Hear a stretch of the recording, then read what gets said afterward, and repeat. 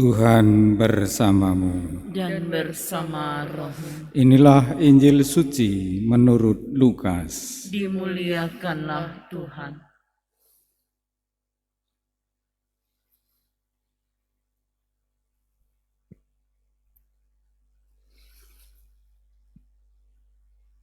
Sekali peristiwa, timbullah pertengkaran di antara para murid Yesus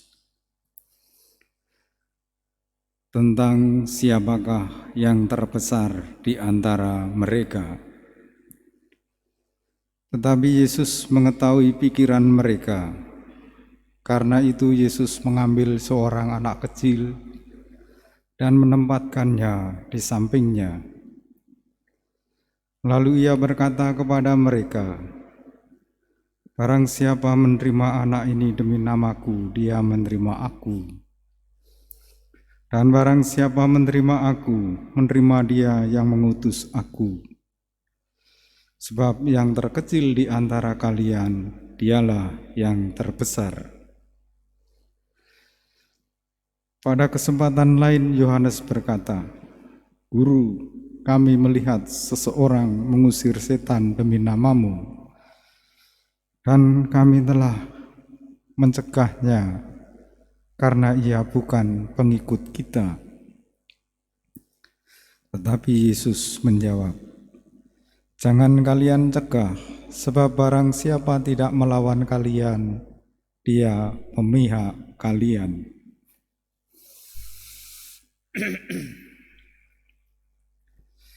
Demikianlah sabda Tuhan. Terpujilah Kristus.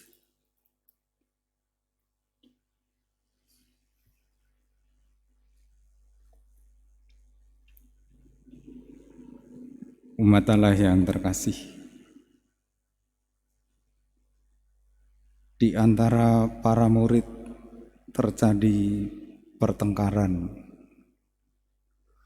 dan pertengkaran itu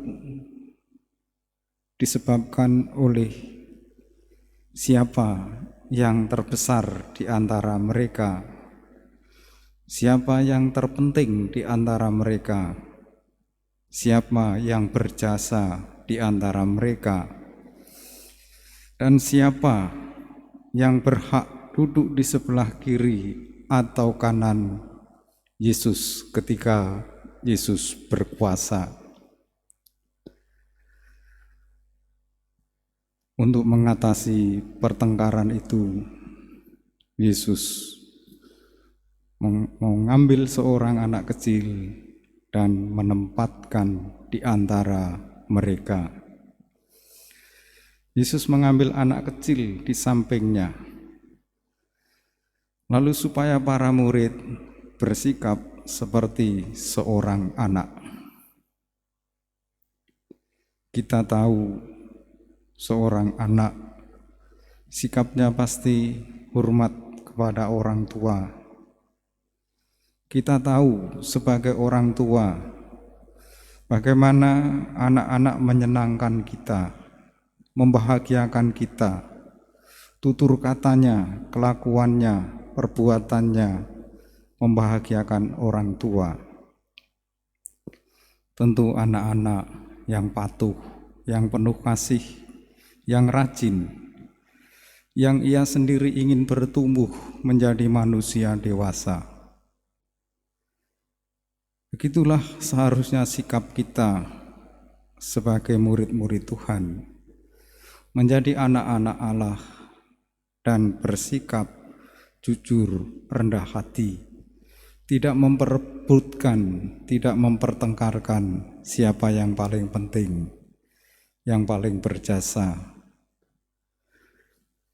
Sikap seorang anak itu ada dalam diri Ayub.